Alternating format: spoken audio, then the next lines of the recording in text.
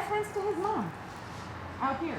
Imagine that it's a trio, that mom is here.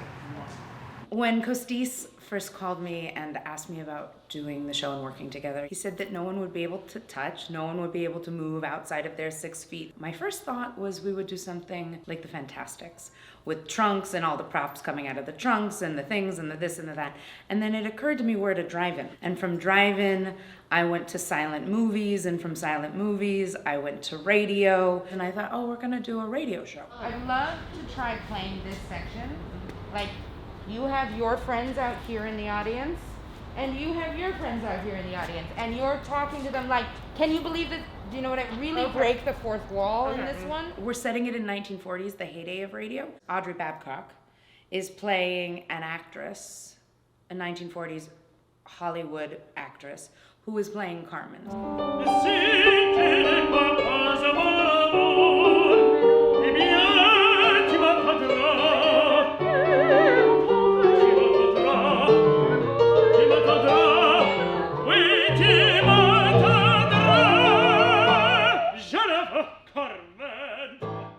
Georges Bizet wrote Carmen in 1875 based on Prosper Mérim's short story. Bizet's opera is one of the first verismo operas, which means truth, which is like a piece of real life. It's a slice of life, very similar to Chekhov in storytelling and theater. In 1982, Peter Brook, the wonderful theater practitioner, took Carmen and adapted it. In its original version, the Peter Brook Carmen, which he aptly renamed The Tragedy of Carmen, is sort of a grittier, less romanticized story than what we see in the big version of Bizet. He condensed it down and made it a love square, not a love triangle, between the 4 main characters of Escamillo, Carmen, José, and Micaela. It's a character study of these 4 people. By synthesizing it down and focusing on these 4 people, it's like he turned the volume up on their humanity. And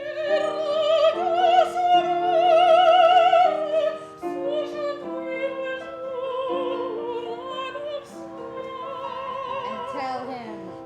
The script is so well created and so well written, with arcs for each of these characters, objectives that each of them have, conflicts, resolutions, high stakes. The darkness that Peter Brook saw in the piece, we translated to the darkness of the film noir. We're still preserving all the emotion and the sentimentality, the romance of it and the intensity of it, but we're also taking a lighter approach. And by putting it in a radio play, we get to synthesize even further. There's nothing to distract us from the words, from the music, from telling the story.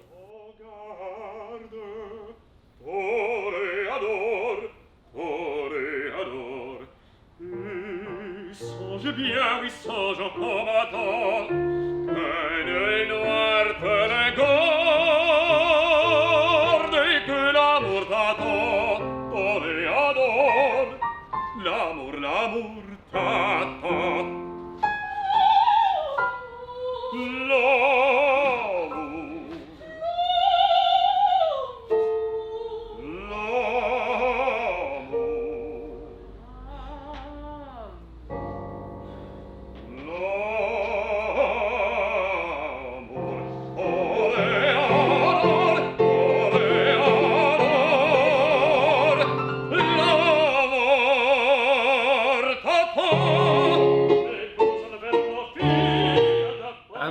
This version of Carmen once before. It's scored for only 15 instruments, so it's definitely a different sound. It is not as grand as you expect when you're seeing the full Carmen. A handful of musicians, one and a part, creates a great sense of intimacy.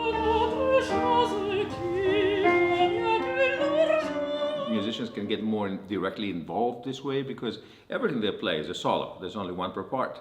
This is a more intimate experience. Face him, turn.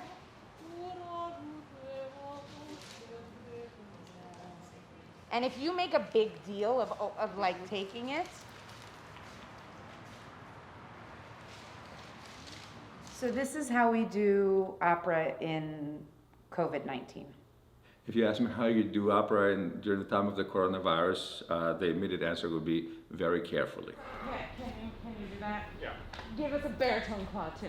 I am so grateful to Kostis and the board of directors of Opera Santa Barbara who have decided the show will go on. The show can go on under really certain specific given circumstances and conditions. We are rehearsing in boxes where the singers are 6 feet apart or 8 feet apart. They're wearing their masks when they're singing. They have to navigate and negotiate masks falling down, lifting them back up, which takes them out of their character. The only time that our singers are going to take their masks off are at the performance. Making opera in the time of the coronavirus, it is just as exciting as ever, and it feels more necessary and more urgent. Art is something that serves to inspire and comfort us and guide us in the most difficult moments. Art is not a luxury that we enjoy only when things are going well. And you've got your last line. As much as possible with your microphones that you can cheat it angled in towards him. So you both are saying your line but looking at him like he's mine. The pandemic has hurt us in more ways than just the illness. I think the performing arts have a way of healing, and I think the performing arts can still be enjoyed safely live. More than ever, we need a sense of community and solidarity.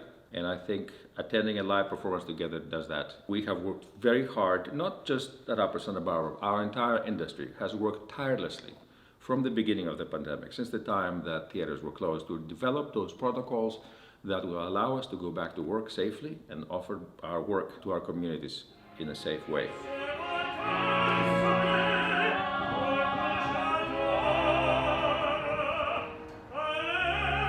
We are agreeing to come together as a collective and sacrifice certain things in order to not have to sacrifice making art. It's not easy, but I think it's worth it.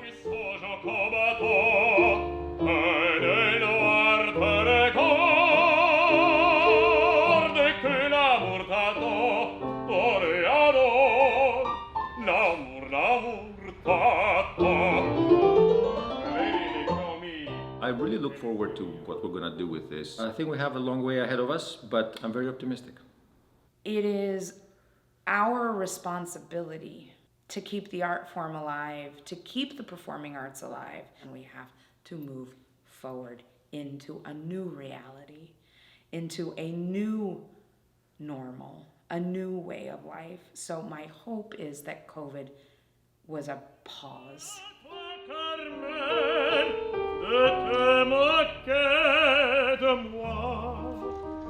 Je souffre de partir, car jamais, jamais femme, jamais femme avant toi.